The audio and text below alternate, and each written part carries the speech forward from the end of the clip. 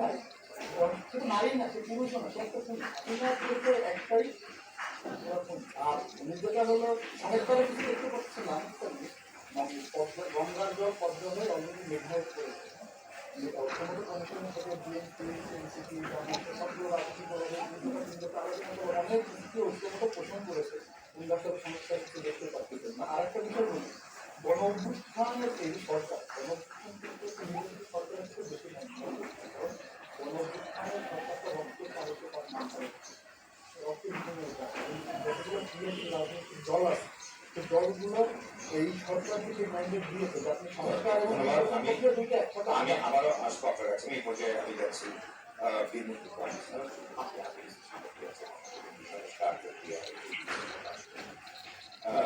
সংস্কার ও নির্বাচনী কোনো যে অবস্থান চলছে, এইটা তো উদ্দেশ্য প্রণোদিত। হাসিনাও বলছিল যে উন্নয়ন চান না নির্বাচন, কোনো সংস্কার চান না নির্বাচন। আমরা তো সংস্কারটাই নির্বাচন, আমরা তো সংস্কারটা আমি আগে দেই, বিএনপির পক্ষ থেকে আগে বলা হচ্ছে। যেটা ওই জন্য আমি আমার পুরো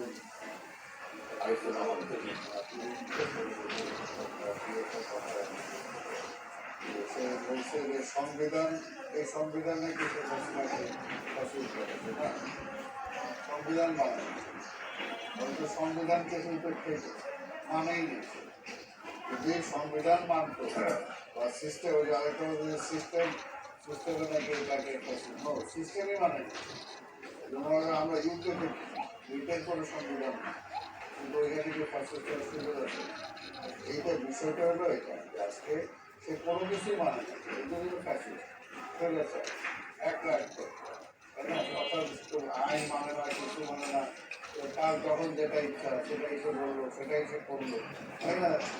চিফ জাস্টিসকে কীভাবে লাগতে বিদায় কীভাবে যখন যেটা মনে হলো জেলে দিলেন, কি মনে হলো খালেদা যে রামদাকে মামলা বানায় তার বিরুদ্ধে লাগেন, কি খালেদা যে সম্পর্কে যত আপত্তিজনক কথা বলতে পারবে। জিয়া রহমান যে স্বাধীনতার ঘোষণা দিচ্ছে তাকে অবন্তাসে রাজাকার বানায়, অর্থাৎ এটাই হলো সে তো মানে নাই, সে সংবিধান মানে নাই। কাজে সংবিধান যদি মানত তাহলে সে কথা এই জন্যই বলবো যে আজকে একটা জায়গায় আসা উচিত যে সবগুলো যেটা বিষয়টা আগে বলছে যে যত কিছু জায়গাতে আমরা ঐক্যমত করছি সেটার ভিত্তিতে এখন আমাদের নির্বাচন এই জায়গাটা আছে। আর আরেকটা হলো যে বেশি মানে অন্য কিছু কারো এরকম কিছু থাকে যে এটা আমার এজেন্ডা, এটা নিয়ে তাহলে তারা নির্বাচনে যায় পিপুলের কাছে, এটা তো ঠিক। আজকে পিপুল ভার্ডিক্ট তো লাগবেই আপনার, পিপুল ভার্ডিক্ট নেওয়ার জন্য তাহলে এই যতটুকু আমরা ঐক্যমত করছি বিভিন্ন রাজনৈতিক দলগুলো বৈধ ছাত্র, আজকে সেই জায়গাটাকে সংশোধন করে সংস্কার করে আমরা নির্বাচনে যাই। বাকিটা ছাত্ররা যাক, আরো 10টা দল হোক, তারা তাদের ম্যানিফেস্টো নিয়ে জনগণের কাছে যায় যে আমাদেরকে ক্ষমতা দেন, আমরা মনে করি এই সংবিধান পাল্টানো দরকার, আমরা মনে করি যে তারা কি একটা যেটা বলে গণপরিষদ, জায়গা গণপরিষদ কুকুরের কাছে যায়। তারপর কুকুর যদি বলে তাদেরকে রায় দেয় সেটা করবে, কোনো অসুবিধা তো নাই। কিন্তু বিষয়টা হলো যে এখন যে কোনোভাবে এই যে আজকে কিছু কিছু বিষয় নিয়ে কথা আছে, কোনোভাবে আমি মনে করি যে ফাঁসিবাদকে আমরা 5ই আগস্ট বিদায় করছি, এখানে কিন্তু আমরা কেউ এই সরকারের প্রতিপক্ষ বিএনপিও না, আমরা মনে করি তারাও না, আমরা সবাই একটাই। আজকে এখানে প্রতিপক্ষ আমার ফাঁসিবাদ, প্রতিপক্ষ হলো আধিপত্যবাদের পক্ষে যারা এখানে এতদিন ক্ষমতা চালাইছে তারা, আমার স্বাধীনতাকে যারা কিন্তু বিকায় দিচ্ছিল তারা। এখানে সেই জায়গায় যাতে আমাদের মধ্যে ওই ধরনের ডিফারেন্স না আসে যে আবার ওই পরাজিত ফ্যাসিবাদ যাতে আবার ক্ষমতায় আসার সুযোগ পায়। অবশ্য এই জন্য মনে করবো আজকে ছোটো ছোটো বিষয়গুলো গিয়ে বিতর্কে এসে নিজেদের মধ্যে বিভ্রান্তি সৃষ্টি করলে এদের এখনই নির্বাচন হবে কিনা, কবে হবে, আদৌ হবে কিনা, 5 বছরের সরকার থাকবে কিনা, আর এই কথাটা কে বলে? এটাতে সরকারি হলে ইন্টেরিয়াম গভর্নমেন্ট, অন্তর্বর্তীকালীন সরকার। অন্তর্বর্তীকালীন সরকার আবার 5 বছরের প্রশ্নটা আছে কি? আর আরেকটা কথা তো আমরা সব রাজনৈতিক দল আমাদের কথা যদি বলা হচ্ছে যে বর্তমানে কিন্তু গভর্নমেন্টের সমস্যা হয়েছে হ্যাঁ কিন্তু তারা পলিসি মেকারের উপর মৌলিক এটা তো পারে না, এটা তো পারে না, এটা পারে না। আমি তো এখানে আগেও বলছি, এখনো বলছি যে আজকে যেটা হিসেবের ব্যাপারে যেটা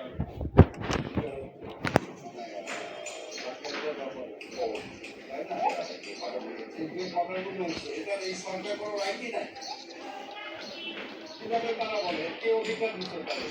ইভেন আমি তো মনে করি এই সমস্ত বিষয় যেটাকে আমার জাতীয় স্বাধীনতার প্রশ্ন, এটাকে আমার আসবে আমার মানে আমার ব্যাপার আসবে তখন সেই জায়গায় ইলেকটেড গভর্নমেন্টও সেটা পারবে না। ইলেকটেড গভর্নমেন্ট পিপুলের কাছে যাইতে হবে একটা রিজেন যে আমি এটা করবো কিনা। তারপর যদি গণমত দেয়, গণমত দিলে পাবলিক যদি দেয় তাহলে সেটা হবে। এটা করে নর্মাল গভর্নমেন্ট দিলে দেয় না। আর তারা বলতেছে জাতির সঙ্গে সাথে কথা হয়ে গেছে, কে দিচ্ছে তাদের রাইট? কে দিচ্ছে এই ক্ষমতা? এই ক্ষমতা তো কেউ দেয়নি। এটা একটা দেশ বিরোধী ষড়যন্ত্র। তবে এটা কোনোভাবে হতে পারে না। আবার এই ব্যাপারে আমি বলবো এটা শুধু বিএনপি না, এটা আজকে ছাত্ররা সহ আজকে সকল রাজনৈতিক দল আজকে সম্ভবত তারা যদিও তারা বলছে যে এই বিষয়ে এই ধরনের সিদ্ধান্ত তারা নিতে পারে না, রাজনৈতিক দলগুলোর সাথে আলোচনা করে। এটা আমরাও মনে করি, আমরাও মনে করি এটা কি এই যে অবদ্ধ আসলে তারা এরকম একটা সিদ্ধান্ত নিয়ে নিবে আর তারপরে হবে। এই জন্য বলবো যে আমাদের এখন যেটা আছে যে এই একটা ষড়যন্ত্রের মধ্যে দিয়ে আমরা একটা বিশাল ষড়যন্ত্র। সেই হাসিনা নিজের ক্ষমতা দীর্ঘায়িত করার জন্য ওয়ার্ল্ড পাওয়ারের ভিতরে আমাদেরকে ঢুকাই দিচ্ছে এবং দেশটাকে একটা রিক্সের মধ্যে নিয়ে চলে গেছে। আজকে এই সরকারও যদি সেরকম কিছু করে তাহলে তো একই হলো, এটা একই হলো, এটা তো তার রাইট নাই। আমি এই জন্যই বলবো যে সরকার যাতে সেই পথে না হাঁটে, যতটুকু আমরা বলবো যতটুকু তারা যেটা বলছে ইউনুস সাহেব যেটা বলছে সেই কথাটার মধ্যে যাতে ফিরে আসে যে যতটুকু ঐক্যমত হবে সেটুকু আমরা করবো, বাকিটুকু পরে হবে। তাদের সংস্কার তো চলমান, সব সংস্কার তারা করে দিয়ে আর তাহলে তো বোঝা যায় যেখানে কোনো মানে অনির্ধারিত কিছু আছে কিনা তাদের মানে, তাই না? আচ্ছা এটা অফিসার আর কি প্রশ্নের ইউরোপীয় ইউনিয়নের রাষ্ট্রদূত লিডার বলেছে বর্তমান সরকারকে ধ্বংস করার জন্য যথেষ্ট যথেষ্ট বলেছিলেন এর আগেও বলছি যদি ভারত প্রশ্নমন্ত্রী বলছে যে আওয়ামী লীগের ওই সময় পররাষ্ট্রমন্ত্রী ভারতে যায় বলছে যে আওয়ামী লীগকে আবার ক্ষমতা রাখছে।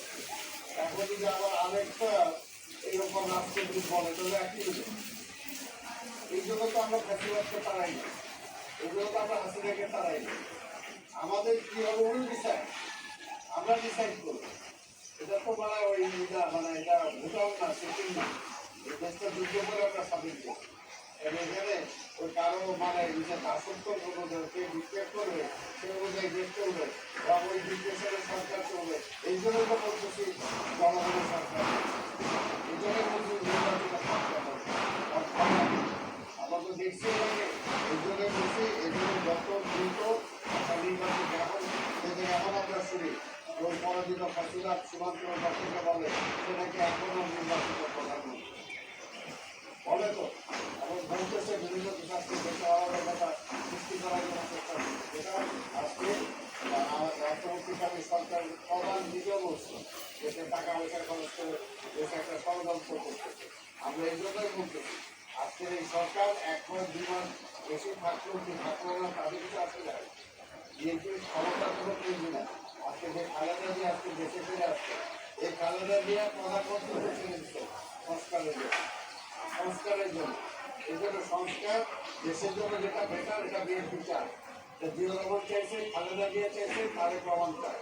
আজকে বিএনপির ক্ষমতায় না, তারপরেও দেখেন 5ই আগস্টের পরে তারেক রহমানের নির্দেশ, তারেক রহমানের বক্তব্য আজকে দেশে যে স্থিতিশীলতা বজায় আছে এটা কিন্তু না। এই গত 17 বছরে আমাদের যত মায়ের বুক খালি হয়েছে, আমাদের ছেলেরা বিশ্ববিদ্যালয়ে যেতে পারে নাই, পড়াশোনা শেষ করে মানে চাকরি নিতে পারে নাই, অনেক ক্ষোভ বিক্ষোভ সব কিছু প্রশমিত করে রাখছে তারেক রহমানের দেশে কোনো আনরেস্ট অবস্থা সৃষ্টি থেকে অন্য কেউ সুযোগ করে সেই জন্যই বলবো যে বিএনপি অলওয়েজ দায়িত্বশীল একটা রাজনৈতিক দলের পরিচয় দিয়েছে।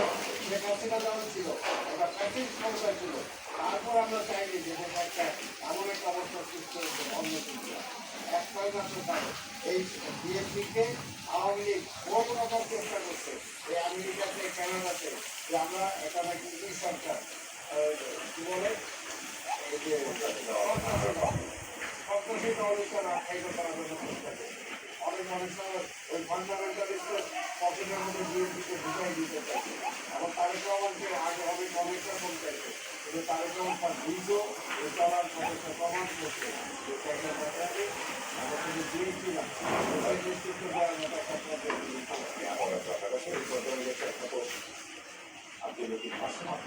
নির্বাচন এবং সমস্যার প্রতি অবস্থা দিতেই যাচ্ছে।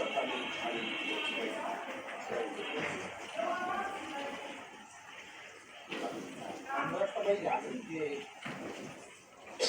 বিশ্ব এই অন্তর্বর্তীকালে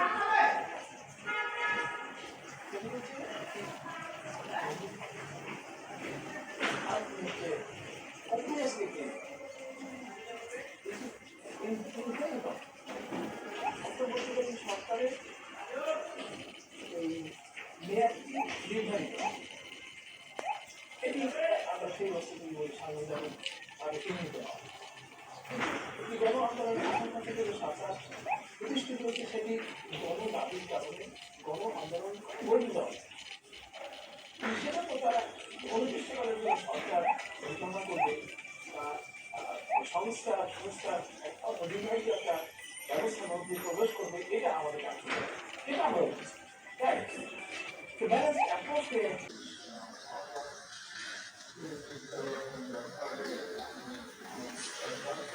অর্থাৎ ন্যূনতম সংস্কার করে দ্রুত নির্বাচনের মাধ্যমে দায়িত্বশীল সরকার, স্থিতিশীল সরকার এবং জনগণের সরকার। আর তার না হলে আপনি দেখেন যে আমার করে বলেন যে নির্বাচন প্রক্রিয়া কিন্তু কিভাবে সংগঠিত হবে?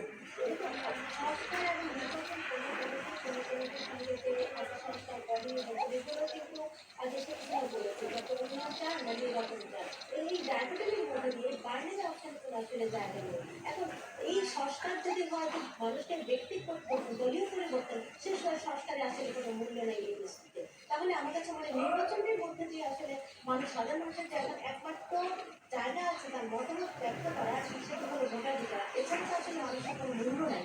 তো ভোটাধিকারের জায়গাটা যদি আসলে আমার কাছে মনে হচ্ছে গ্যারান্টি হয়, তাহলে আসলে আমার কাছে মনে করি একটা অ্যাচিভমেন্ট হয়। এই মুহূর্তে কি দরকার যেভাবে নবকৃষি দৌড়াচ্ছ এবং সেইভাবে আসলে আপনার আমার কাছে মনে হয় যে নারী বিদ্বেষ ছড়াচ্ছে, সেই জায়গাটায় একটি মানুষ যত নিরপেক্ষভাবে নির্ভয় যদি একটি ভোট প্রদান করে একই ক্ষমতা আনে সেভাবে হয়, তাহলে কিন্তু কিছু জায়গায় আমরা মনে করি যে বিচার জায়গা, বিচার এবং ন্যায় বিচারের জায়গায় কোনো মানুষ যেতে পারবে। দ্বিতীয়ত জামাত নির্বাচন, একটু আগে একজন বক্তা বলেছেন জামাত চেয়েছে, এনসিপি চাচ্ছে বা সংস্কার আগে করে। এখন আমি আবারও আসবো ডাক্তার জুবাইদা নাসরিন, আমি আবারও এখানে আপনার কাছে নিয়ে আসবো। এরপর যে চাকরি মানে কোথায় পেয়েছি আসলে আমি যেটা বলতে চাই এই যে নারী যে অপমান আর যদি বলার চেষ্টা করে আর কি গত আওয়ামী লীগের সময়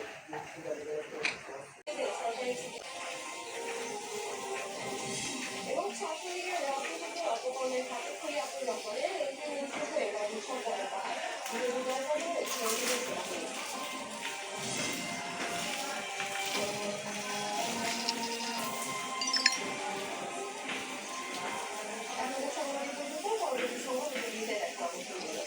সবচেয়ে সমাজের পোশাকটা আমার কথা পোশাকের সাথে থাকুন হবে।